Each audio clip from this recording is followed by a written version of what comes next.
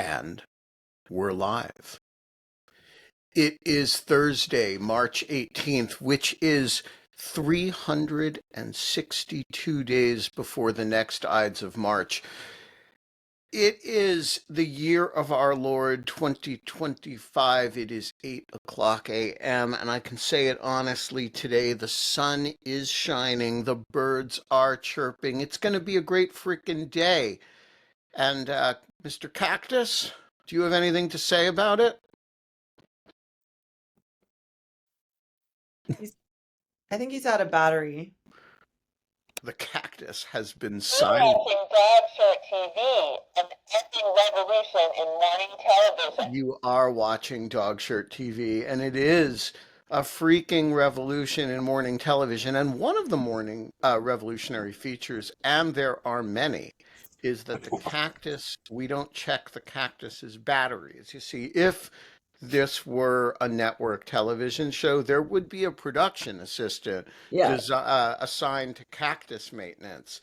And that production assistant would have many advantages in life, like when he or she went to a party, uh, one of those Washington parties where everybody only asks one question, and it is, what do you do?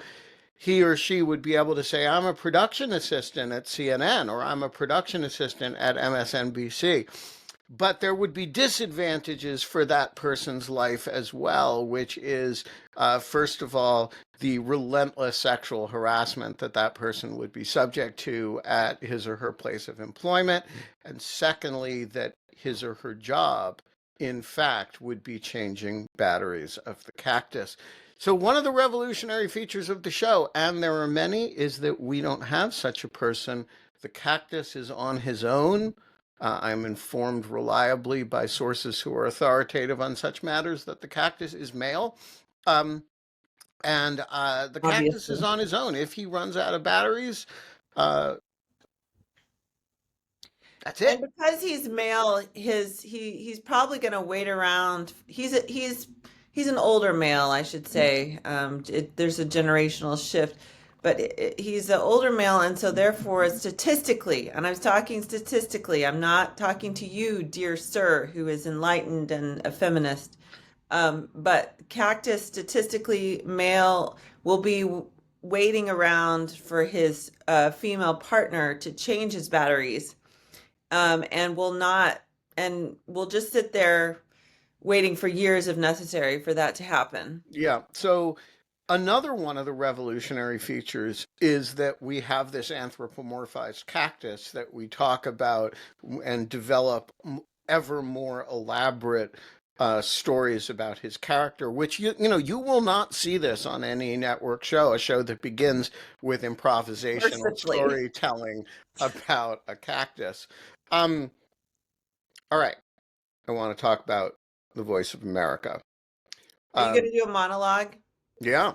Because I'm listening, but I'm gonna heat up my coffee because it's a unacceptable level of temperature. All right. Well, So Holly you is go, gonna. and I'm gonna heat up I'm my gonna coffee. yell and scream about Voice of America. You Good. go heat up your coffee, I'll be and ready. the forces of nature will converge when the Okay, coffee's at the right temperature and the monologue is over.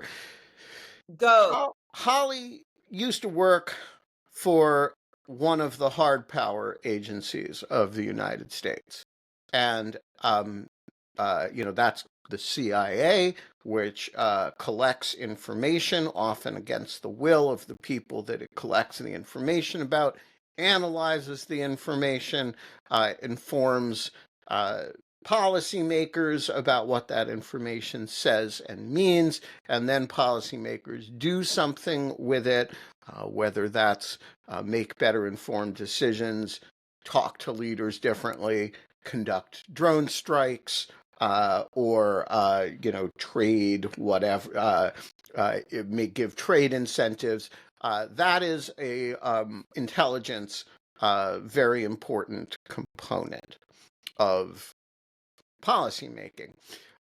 There are these other components that are, you might call them soft power. I don't like the term soft power actually because it implies that there's something soft or squishy about it. But let's just say it does not involve coercion of any sort. And one of those components is the Voice of America, or at least it was until this weekend. Now, what characterizes the Voice of America? First of all, it has no domestic face. It doesn't broadcast to Americans. That's not what it's for. We have other things that broadcast to America, things like CNN, Fox News, MSNBC, National Public Radio, right? All things that are designed by Americans, not by the government, to talk to Americans. We have lots of that. But there are these places in the world where they don't have, Russian media that's independent and accurate, that's designed to talk to Russians, generated by Russians, or Chinese people who are able in China, though they are in Taiwan, but not in China, to broadcast, independent news. There was a time, and it wasn't that long ago, when there was an entire thing called the Soviet Union. And, it ruled over a lot of people all over Eastern Europe, and maybe some of them would want independent news. And still, there are areas of Eastern Europe, for example, the Donbass region of Ukraine, the Luhansk region of Ukraine, where there are people who are living under Russian domination and can't get independent news. And so one of the things, and this was the idea, is, hey, what if we sponsored, as the United States, a information service that brought people genuinely independent, truthful news in whatever language they spoke? And so that's a pretty mammoth undertaking. And, let's be honest, CNN's not going to do it because, the Ukrainian language CNN, not really going to be very profitable, right? The Cambodian language, CNN, not going to be very profitable. I suspect Swahili CNN, not all that profitable. So, had this idea. By the way, all the people who had this idea were conservatives. Just FYI, that what if we set up a first-rate newsroom with dozens and dozens of language services? There were, this Saturday, before they shut it down Friday, 49 language services, maybe 48. I get conflicting numbers. Sometimes, we define one language as part of another language and the number goes up or down, or we consider them independent, whatever. And we talked to people in the languages that they spoke. And we did not propaganda. We're not evangelizing people with the gospel of America. We're actually just bringing them news. It's the real, we report, you decide. So it turns out, who knew? But it turns out that if you tell Ukrainians at the time of Chernobyl that they're being poisoned when their government is not informing them of the radioactivity spewing from a nuclear reactor, turns out that that matters and that they care about that. Also turns out, according to my friend Katerina Lisanova, who is a reporter for VOA, or at least was until Friday, that Ukrainians today in Russian-occupied territories in the east of the country really value VOA broadcasts in Ukrainian because it's the only truthful information they can get in broadcast form. So, why does the Trump administration want to kill this? And the answer is perfectly obvious. They want to kill it because if you're in the business of lying, sponsoring a newsroom that tells the truth in people's languages is not consistent with US policy. If you're not in the business of countering Russian and disinformation anymore, but you're rather in the business of propagating it, of making US policy on the basis of it, well, why would you have a media organization that spends $250 million a year, which is a bargain by government prices, by the way, and is um, uh, only 3 times the value uh, of the sexual assault and defamation litigation judgments against the president. So, it's comparative bargain compared to the cost of his sexual activity, but you're actually spending real money to undermine the U.S. policy of lying. Why would you, if you want to do deals with Arab autocrats, why would you fund an Arabic language service that, tells the truth about what's going on in the world? And so the Trump administration made a perfectly rational decision that if you're building a policy based pervasively on lies, you really shouldn't be broadcasting the truth out of the other side of your mouth. And so I want to congratulate the Trump administration on doing one thing that is rationally related to its objectives. No, I disagree with that bit because I Really? feel like it's a missed opportunity it could be a propaganda wing for MAGA. Like you could retool Have it. you seen what's going on it? Hang on. Continue that thought. Oh, okay. Yeah. I mean, first of all, I don't know. I think it's a missed opportunity. You could retool it and make it a MAGA propaganda, wing, although they already have like Twitter and True Social and many other things that probably reach more people globally. But actually, I think this whole shut down the VOA thing is like a sick burn for Carrie Lake. Like he gave her, I mean, I think she's like one of those people that just like she tries too hard. She's like too worshipful. You know what I'm saying? Like you want people to worship you, but when it gets cringe, then it's like embarrassing and you don't want them around anymore. And that's like Carrie Lake. So she's been cringe like for a while. She's like pathetic. And I think he's kind of done with her. So he gave her VOA and she's thinking like, "Oh, cool. I get to do this like MAGA broadcasting around the world." And then he's like, "No, just kidding. We're just shutting the whole thing down." So I think it's a whole prank on Carrie Lake. Um, and shutting down a government agency as like a punk, that's totally on brand. I mean, that's completely Trumpian. So I think that's what it's all about.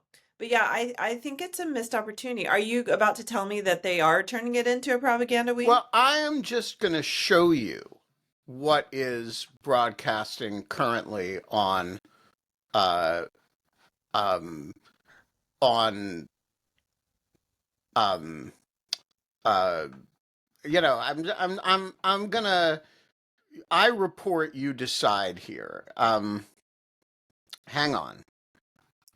Um, okay, so then the other comment I was going to have, and to be Okay, clear, can you see this?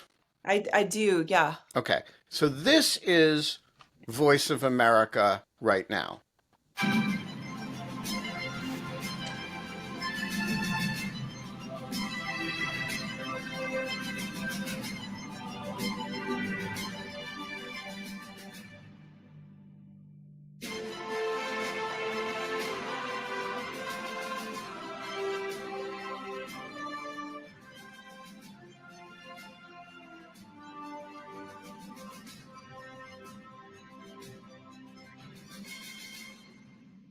Yeah, that's strong North Korean vibes. Yeah, I just want to say, so like I'm not saying that you know, your, uh, you know, all I'm saying is we got, we got a lot of that going on already.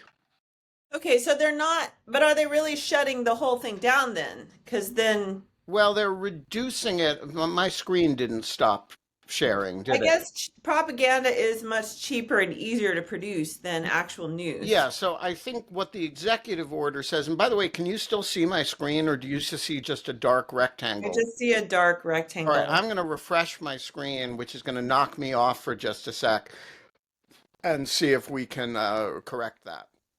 Okay.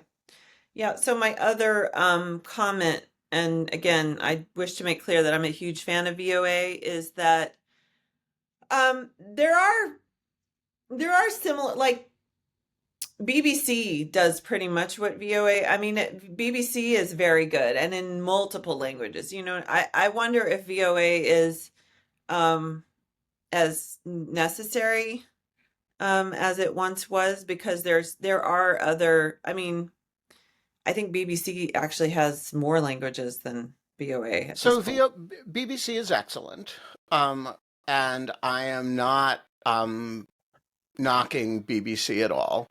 VOA has 350 million listeners per week or viewers per week. And so the question is not whether there's some other pro democratic service that is providing similar things. The question is, and now we have this cool thing where Holly is large and I am small, and I have no idea what's causing that. Is it normal on my screen? Oh, it does? Well, if it Yeah. looks normal on your screen, then it's probably normal. My Okay. screen, you're gigantic and I'm tiny. Um, Is that, I don't know what that is, that a statement of some I don't kind? know. Maybe you're BBC and I'm Intellect, Voice of America. our intellects are being properly represented at I think last. that's exactly what's going on. So the the point is diversity of media, and we used to have two democratic governments that made significant investments in countering first fascist and then communist and now other authoritarian propaganda with good high value news product. And now we don't. Now we have one.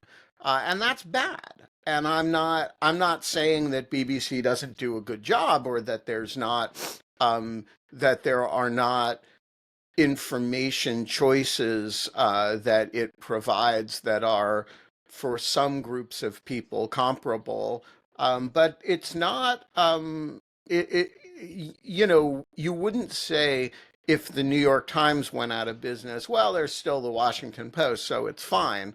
And I don't think we should have that view of information services either. Among other things, you don't want a Fort Knox problem in the BBC, where if Nigel Farage becomes Prime Minister of England, then all Like of a what we sudden, have here with VOA. yeah, exactly. I mean, look, the British voted for Brexit a few years ago. They're capable of enormous follies themselves, and the fact that I don't think we want to ever put all of our democratic eggs in a single basket, particularly not one that is uh, sometimes a little bit precarious.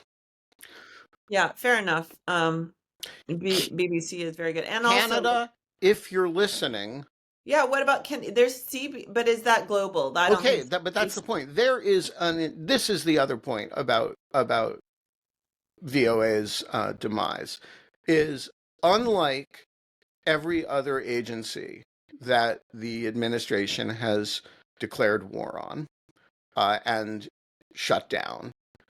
USAID, it's terrible, really, really terrible. But the USAID employees are not going to have visa problems as a result of it. U.S. citizens, they're going to struggle financially.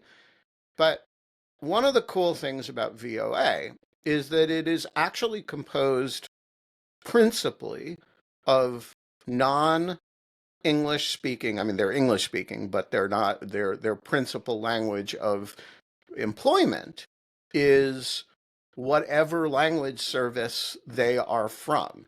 And so you have a bunch of people here who are here on work visas. Some are permanent residents, some are here on TPS, or there are a bunch of people in the Ukrainian language service who are here on TPS or U42 or one of the um, services. They have, and of course, their visas are often tied to their employment at USAGM, the parent company of US of Voice of America. So imagine laying off 1,300 people, some substantial percentage of whom are going to have visa problems in addition to being unemployed as a result of the layoffs. I'm very worried about that aspect of it. And I have a message that I hope that Ev and Alicia will convey to the Canadian authorities, which is there is a whole newsroom full of really, really accomplished journalists uh, who From all over the world. from all over the world who have been performing this incredible service. And you could swoop in. You don't even have to move them to Canada, although you could. You could simply come I in. don't want to move to Canada. Well, a lot of them are going to want to move to Canada, but some of them I want to move to Canada. stay here, right here in Washington. We could even arrange a lease for, studio space for them. All you got to do is change out VOA to CBC or Voice of Canada, VOC. And Very cool. now the entire budget of the Voice of America is about $240 million. Again, only about 3 times per annum the value of Donald Trump's of E. Jean Carroll's judgments against Donald Trump. The one person. So G. Carroll can start Voice. So just think, for 3 E. Jean Carroll judgments per year, you could own Canada, the Voice of America. You could take it over. One E. Jean Carroll, think of one E. Jean Carroll judgment is like the cost of, the Chinese service and the Russian service. But put the whole thing together, it's just 3 E. Jean Carroll judgments per year. You got to adjust for Canadian dollars.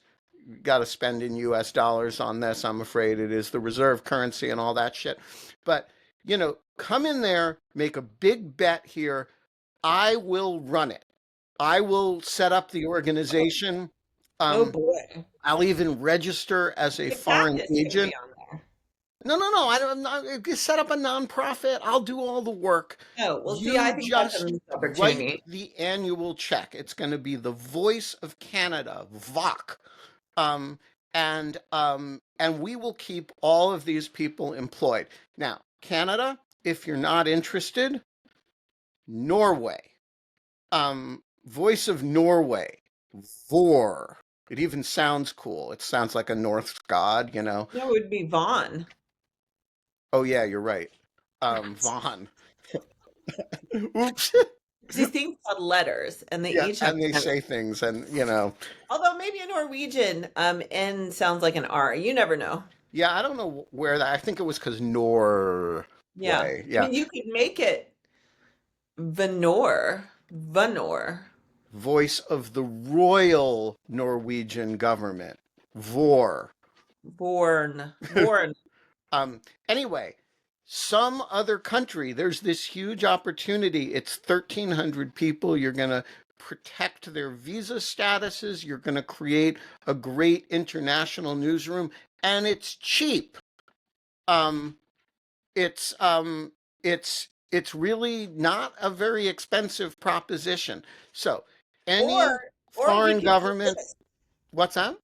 Or we could do this. So we need 3 E. Jean Carroll judgments. We've got E. Jean Carroll. She's all taken care of. No, All we but have to wait a do is minute. She's had find. not collected the money yet. We can't. Oh, And by the way, she may have other things she wants to spend the money on. okay. I mean, So, that's her no, choice. I'm just But saying I'm that's just just the saying. measure. It's not, we're not taking her money away. I know, but I'm just saying another idea, if the people involved so chose, is we could find two more women to sue Trump, which, swing a cat and you'd probably hit about five who've been assaulted by him, and get more judgments, and then just start a whole newsroom funded with judgments against Donald Trump. Okay, cool. Number one, any foreign government that wants to come in, democratic foreign government. We're not interested in the United Arab Emirates or Definitely. Qatar or, any country that's playing a bad role in, I don't want Turkey, none of these countries that do, as we used to say when I was a child, bad stuff at the office. None of that.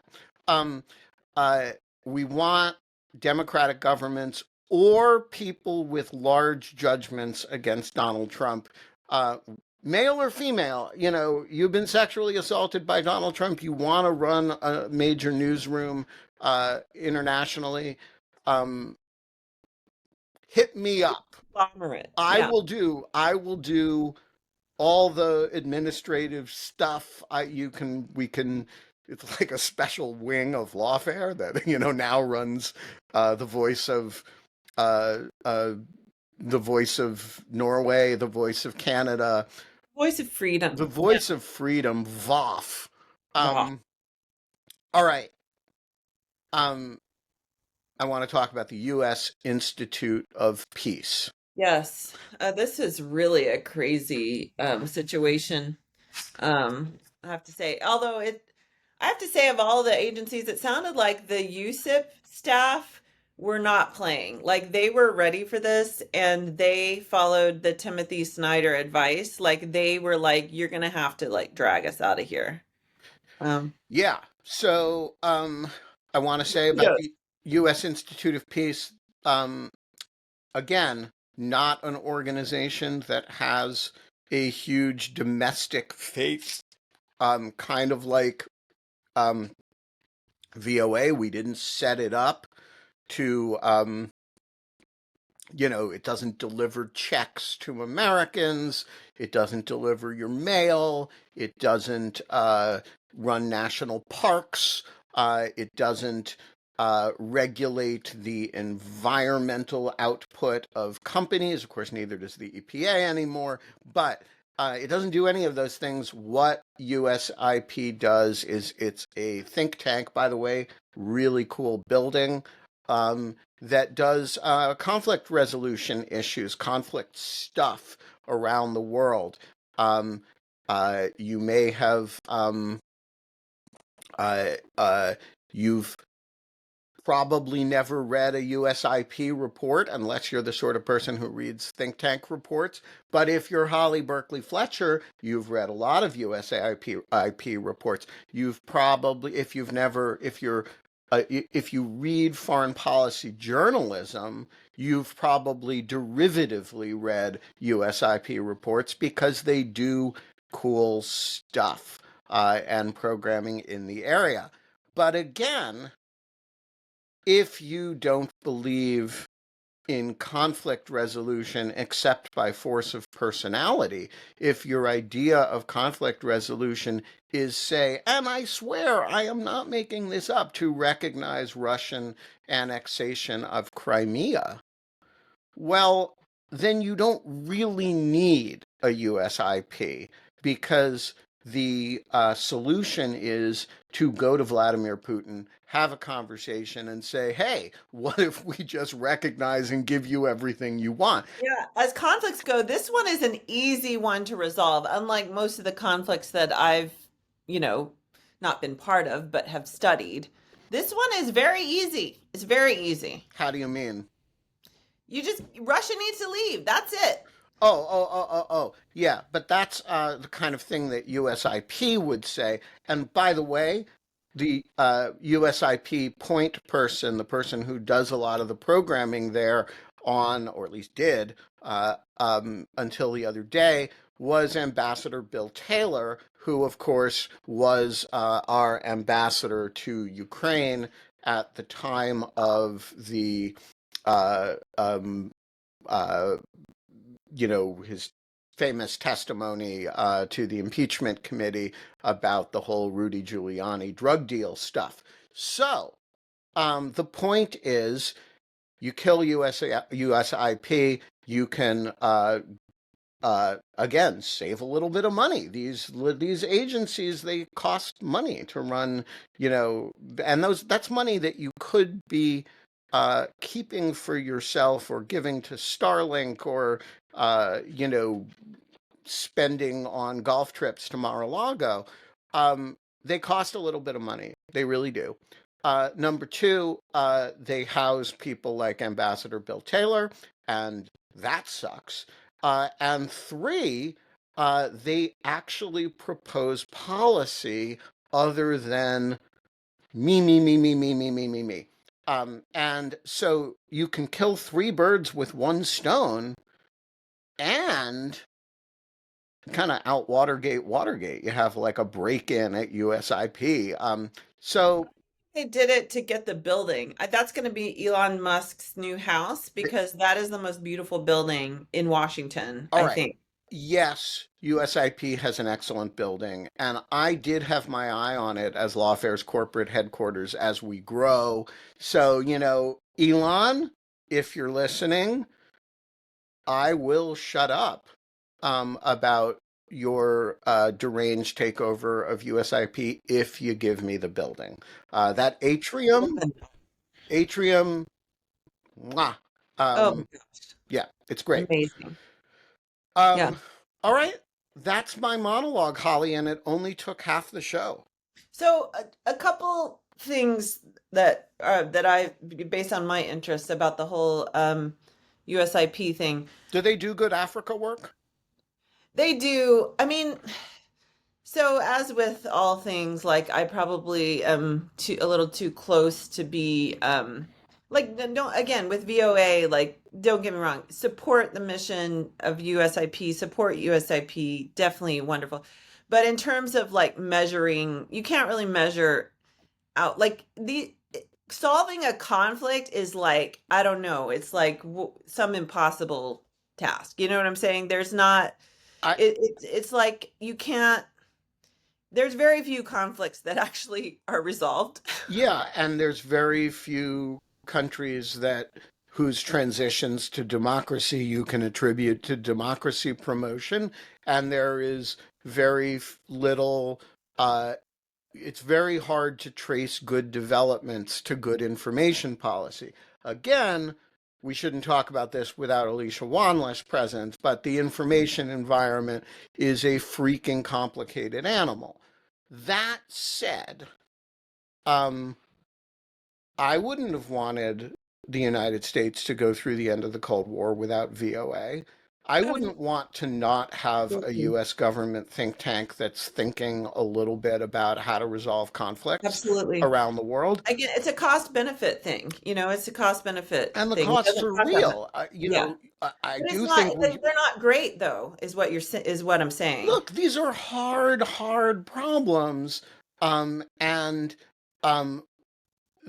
but I don't think it is reasonable to posit that the right answer to, the toxic stew of Elon Musk and Fox News and Breitbart and and whatever deranged other stuff is going on and TikTok, right, is to not have solid information, Totally. producers. I totally agree. But I'm not my view of all of these sort of soft power things is again, it's a cost benefit thing in which the benefits outweigh whatever the cost. And it's kind of you don't ever know. First of all, you just try a bunch of things. You never know what will work. It's kind of how I view whatever activism I'm doing now. Like I'm going to go out there. It doesn't cost me anything to go to a protest or whatever. Is it going to do any good? I don't know, but the cost benefit is like it's worth, maybe someone will be inspired. Maybe you never know. You never know what the impact of things are going to be, and so it's worth trying. And as a counterpoint to, like, as a proof, but on the evil side of the ledger of, throwing a bunch of spaghetti at the wall and maybe something sticks and is amazing, is basically Russian activities over the last like 10, 20 years, where I feel like they have been all over the world throwing spaghetti, cheap spaghetti, relatively speaking, at the wall. And, and I've seen a lot of cases where it doesn't really have much impact, you know. But then every now and then they like hit gold and they get a president of the United States elected, and it's like, wow, that was totally worth it. So this is my whole approach to soft power. And it's like, one of my friends who worked at NSC on Africa, his motto was like, get caught trying, like just try things, be engaged. And also the other thing, the other point I want to make is like the US is such a force that the absence is a presence. So you might as well craft the presence, because the absence has other effects. There is no US isolationism. It's not really possible. So you need to engage, because not engaging is a policy, Right, So and that's my little spiel. disengaging is a very active policy. Yes, Right. I mean, you absolutely. you do have the option of not engaging in the first instance, but but once you've engaged, the process of disengagement is itself a very loud set of statements. Um and look, the work that USIP does, um some version of it is going to be done somewhere in the US government. Um, you know, Is it going to be done at CIA for some purposes? Yeah. Is it going to be done at the State Department for some purposes? Yeah. Is it going to be done um, by Steve Witkoff in, um, you know, in the middle of shuttle diplomacy with, Hamas and Israel? Yeah. Is it going to be done by on the fly, unthoughtfully, by people who maybe don't know very much about the regions they're operating with? Yeah. Um, but the process of thinking through how to resolve conflicts, if it's going to happen somewhere. The question is whether it's going to happen thoughtfully and in an organized fashion, or whether it's going to happen on the fly by people who don't know what they're doing. And by the way, Or have a million other things to do. right. It's going to be done the latter way. The question is whether it is also going to be done the former way in a fashion that might inform those people and put information in their hands that might be Agree. useful. And I'm not, I totally agree with you. I'm just, kind of devil's advocacy. yeah, so Holly is the devil and her advocate. Um, That's true. I know many people who would agree with you. um, yeah, so you know, that's all I got today. Oh, well, I have a list. All right, what's next on Well, the list? first of all, speaking of irresolvable conflicts, things are getting really bad in South Sudan. There were two stories on, so just by the way, Sudan War Monitor on Substack is by far and away the best news source on South Sudan and South Sudan, by far. I don't even know how they get their information. They clearly have, Who are they? well, it's a sort of group of journalists. One of them is Dutch, I know that, but they're clearly very well sourced in Sudan and South Sudan.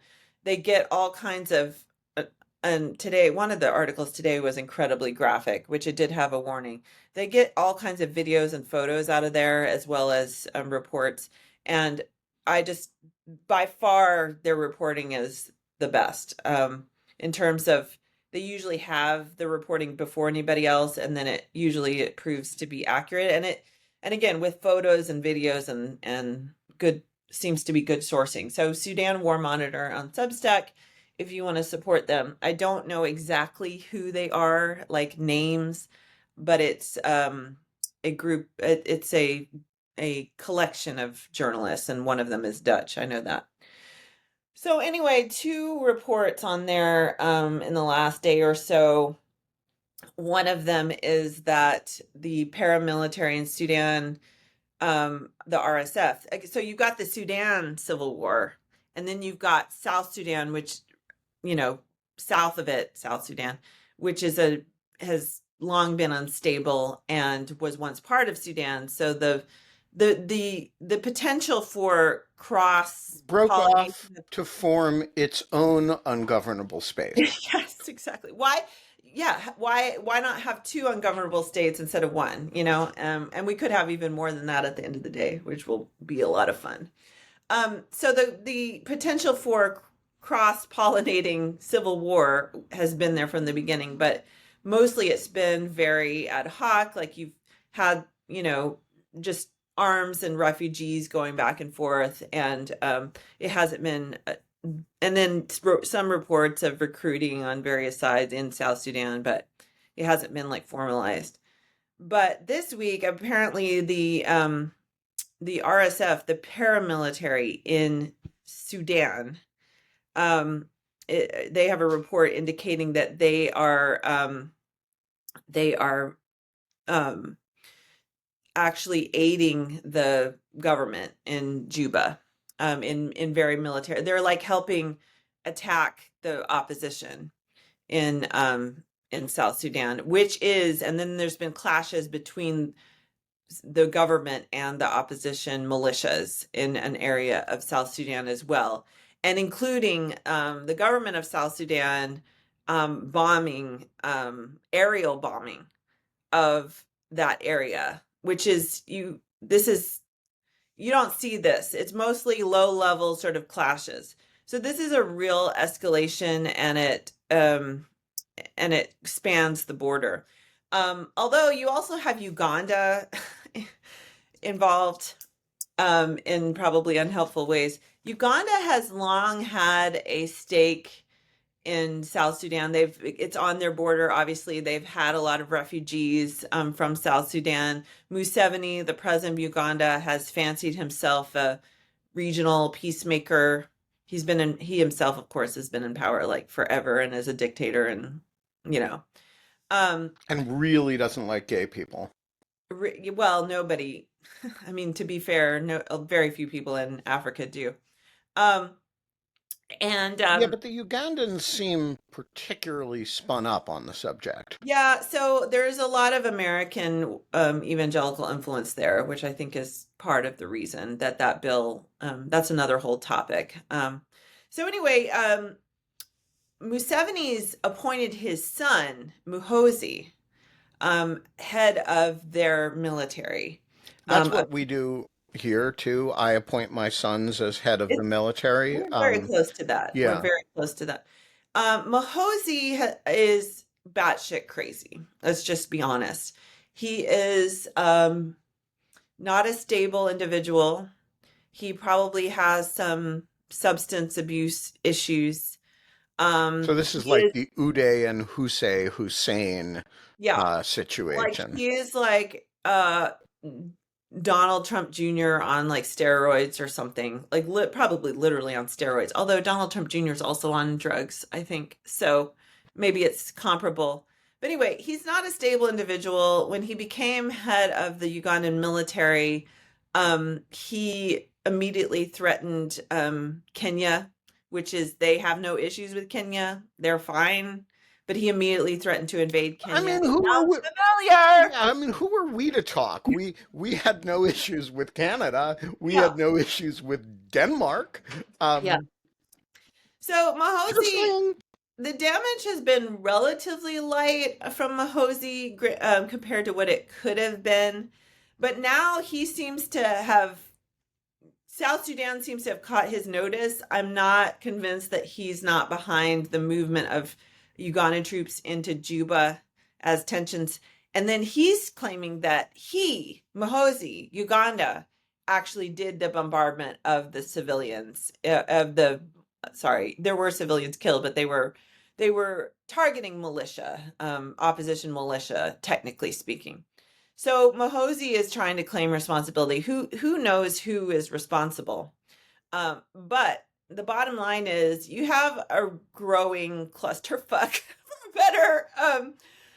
for want of a better term, in South Sudan, and yeah, it's real bad. It's really, really bad, and we'll see what happens. But I think South Sudan is ever closer to the brink. Well, that's cheerful. Yeah. What's next on your list? Not ridiculous, not more ridiculous stories. Okay. Did you see the report about? It was in the New York Times about the dude. I think it was in New York City, the huckster who cheated everybody out of, who has set up some sort of Bernie Madoff investment scheme under the name Vandelay, which is, of course, the Seinfeld fans will recognize the reference there. You watch Seinfeld, right, Ben? Nope. But you watch Seinfeld? But I know the reference. Yeah, so Vandelay is, of course, George Costanza, who all the characters on Seinfeld are, of course, horrible people. That's part of the point of Seinfeld, is you're not supposed to like any of them. They're all horribly narcissistic people, and even when they try to do good things, it comes from a bad place, and the results are bad.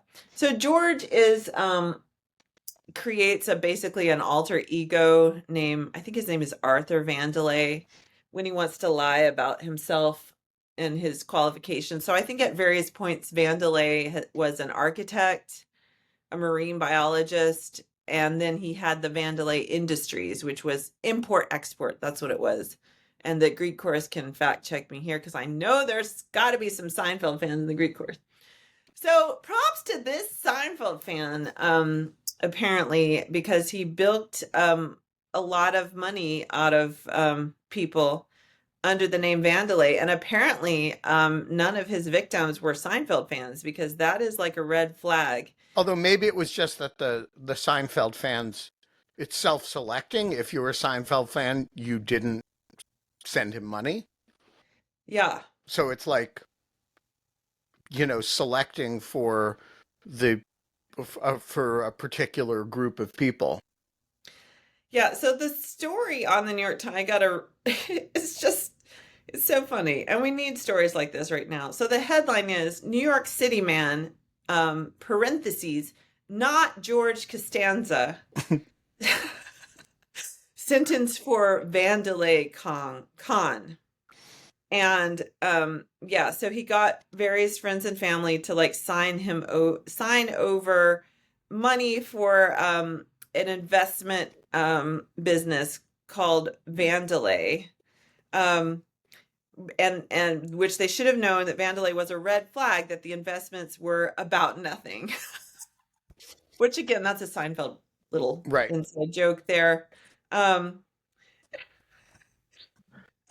Okay, well, I have a not scam for you guys. Okay, but let me just get to this. So it quotes the judge and then does not explain what this means. The judge who sentenced this guy said, and this is a direct quote, "What you've done here is really inexcusable. Nonetheless, you have some redeeming qualities." Like, what does that even mean? Maybe the judge is just talking about his creativity here? Or found him amusing, maybe. Yeah, have you ever heard of a judge saying, like, what you've done is inexcusable, but you have some redeeming qualities? The article does not specify what the judge's findings of redeeming qualities are. But anyway, Ben, so you are a very strange and horrible person, but you have some redeeming qualities. Yeah, well, it is one of the judge's jobs in those situations to read the pre-sentence report, which is not public, which will identify redeeming qualities. Maybe he loves animals and is, Maybe he has a cactus. maybe he has a cactus. Maybe he is the cactus. And Ooh, the cactus is running on Vandelay Yeah, scheme. exactly. And maybe you read the pre-sentence report. Also, read the defense briefs. The defense briefs on sentencing are going to identify all this person's good points. Every little old lady he helped cross the street was going to submit an affidavit, and so you have some redeeming qualities. Could refer to all kinds of things, and so, there's a lot of possibility there. So I want to talk to you guys about a thing that is not a scam, and that is Dog Shirt TV. We promise to bring you nothing, and we bring you nothing. It's like a Seinfeld. It's like a Seinfeld news show. Right, it's like a Seinfeld news show. Well, This is a Vandelay channel. it's except that we do bring you all kinds of information, like about South Sudan, that nobody else brings you. But here's the thing: we bring that to you for free because you can sign up for Dog Shirt TV. You can watch Dog Shirt TV and not pay a dime. But you can also be a member of the Greek chorus, which is to say, be a great American or a great Swede or a great South Sudanese, and be a member of the Greek chorus and be a paid subscriber. And I want to tell you why you should do that.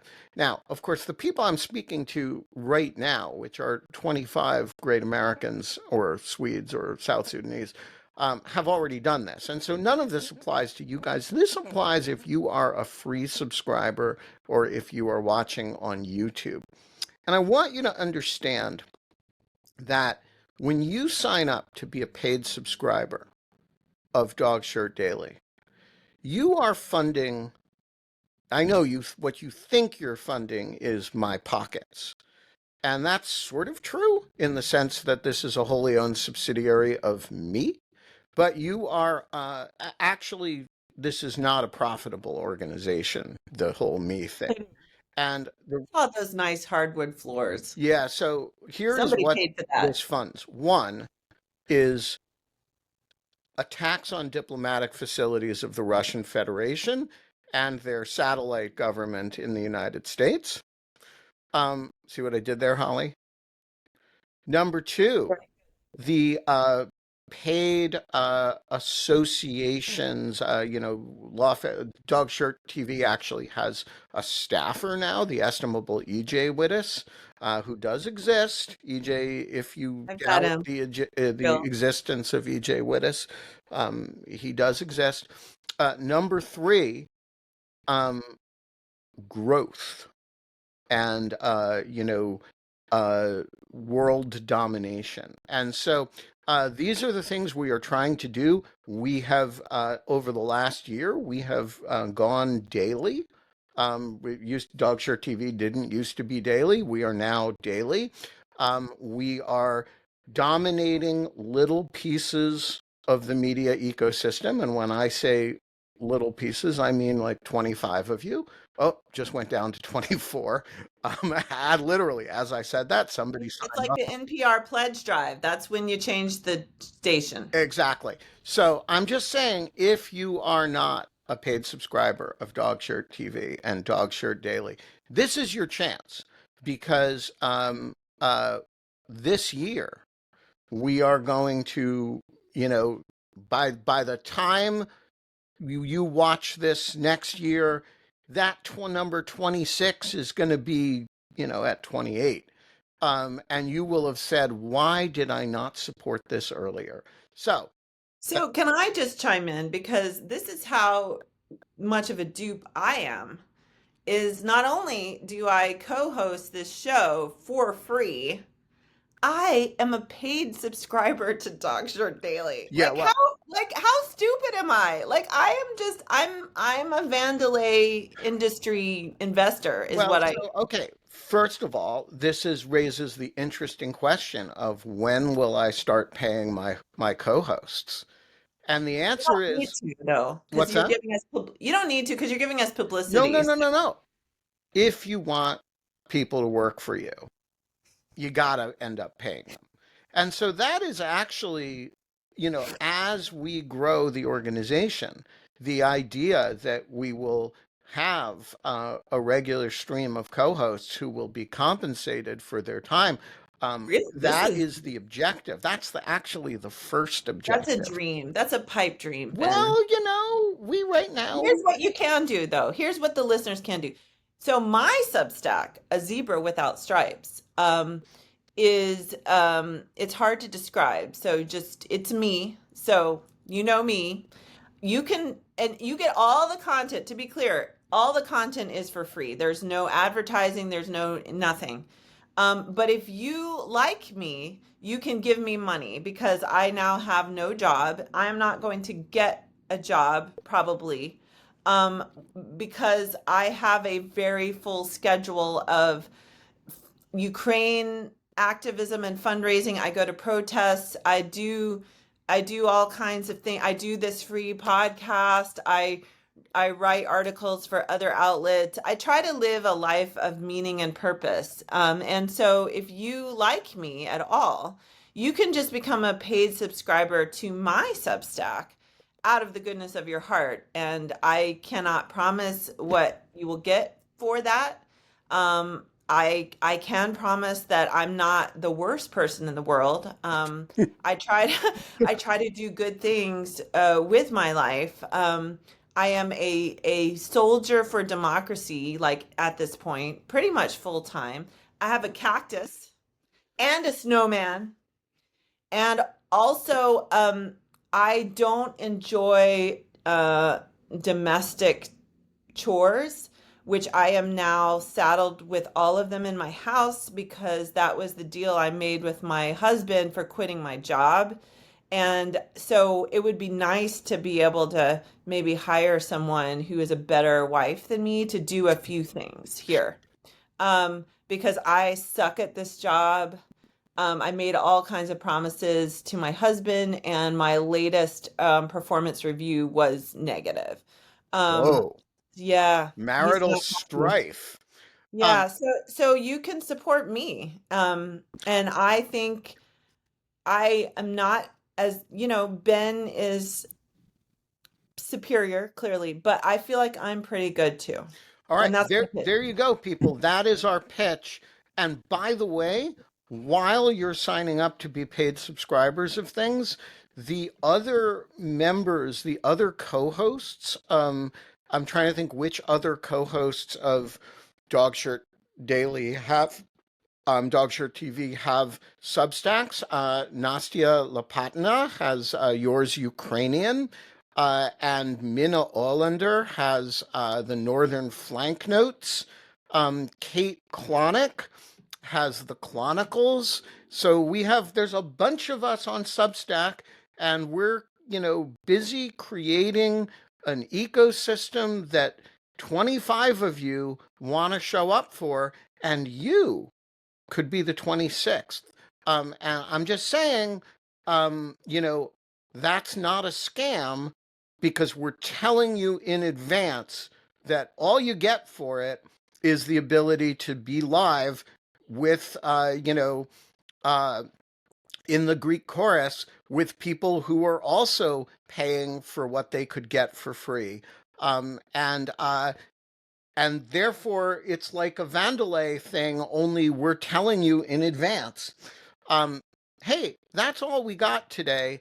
We're going to be back tomorrow. Um, uh, by the way, there are VOA journalists who are going to come on and talk about their experience. They can't do it until the 31st, which is when their contracts expire. They're basically not allowed to do anything else until then.